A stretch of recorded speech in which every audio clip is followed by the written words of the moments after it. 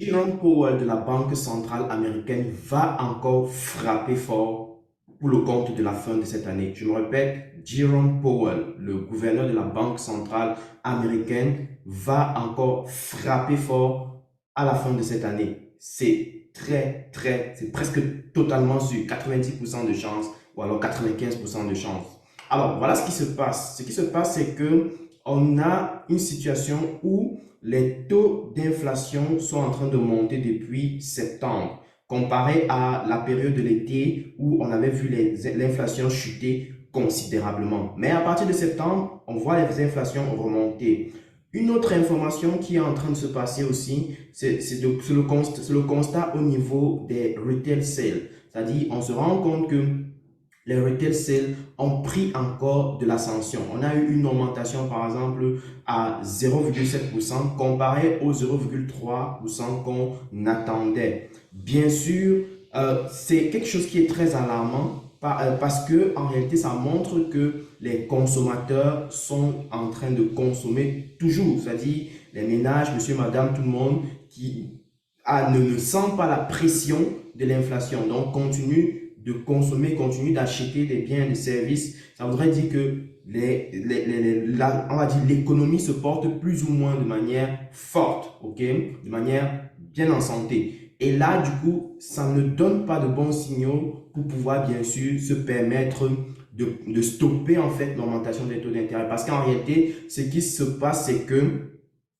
si la consommation continue d'augmenter, si les gens continuent d'acheter beaucoup de choses, continuent d'acheter des biens et des services, alors ce qui va se passer, c'est que l'inflation va continuer d'augmenter. S'il y a beaucoup trop de pression à la demande et qu'il n'y a pas beaucoup d'offres de l'autre côté, l'inflation va continuer à augmenter. Ça, c'est un fait. Maintenant, ça voudrait dire que on doit envisager, avec ce contexte-là, on doit envisager que l'inflation pourrait encore aller plus haut. Et ça, je vous ai dit tantôt récemment lors de la dernière sortie pour la revue de marché ou alors l'avant-dernière, je vous ai précisé que faites attention, si les taux d'inflation commencent à augmenter encore, il y a des chances que on ait une autre augmentation des taux d'intérêt dans le but de pouvoir, bien sûr, baisser cette inflation-là. C'est incontournable pour la Banque centrale, c'est incontournable.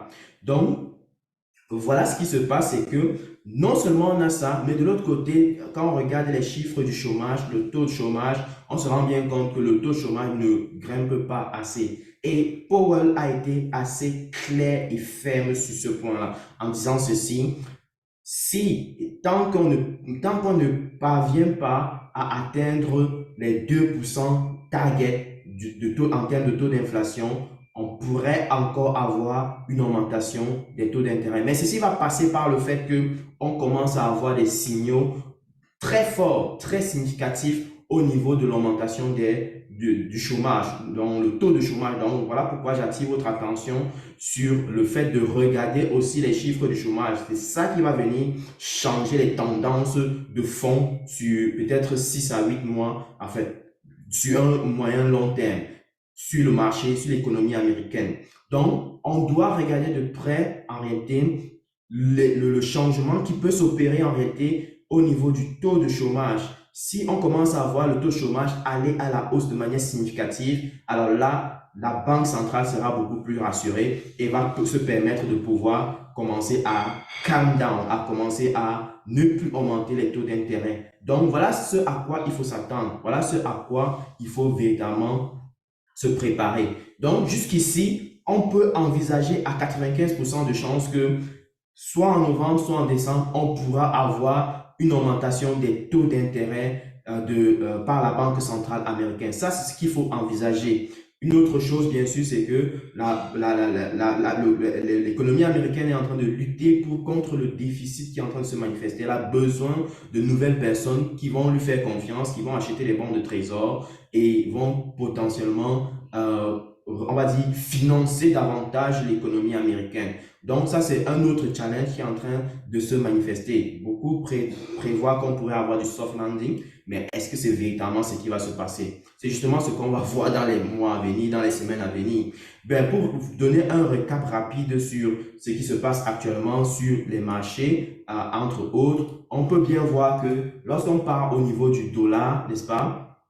Lorsqu'on va au niveau du dollar, on va bien se rendre compte que le dollar a fait un peu de surplace pour le compte de cette semaine, n'est-ce pas? Vous regardez, on a fait quasiment du surplace. Donc, le dollar n'a pas beaucoup bougé. Moi, je m'attendais à ce qu'on fasse un petit pullback. Donc, ça, c'est ce que j'ai donné comme potentiel au niveau du dollar. Qu'on fasse un petit pullback comme prévu, ce qui a été fait, mais la remontée n'a pas été manifestée, ce qui fait que ça a été un peu de l'incertitude, on va dire, ou alors du surplace ou des ranges au niveau des paires de devises en dollars. Bien sûr, au niveau des indices, c'était une explosion à la baisse. Donc, je pense que au niveau des indices, il y a pas mal de personnes qui ressentent une sorte de pessimisme qui commence à venir dans l'économie. Donc, voilà pourquoi certaines personnes pensent que on pourrait encore avoir une augmentation des taux d'intérêt tant que, par exemple, l'économie reste forte et qu'on ne voit pas une augmentation de chômage.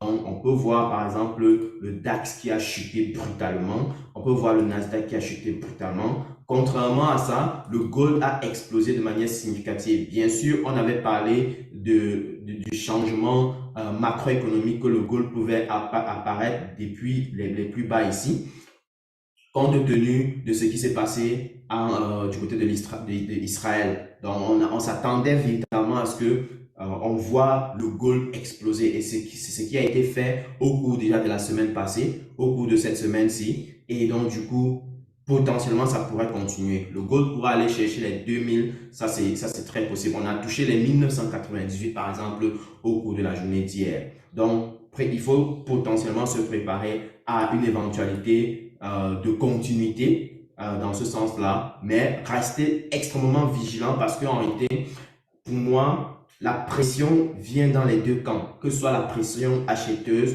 que ce soit la pression vendeuse.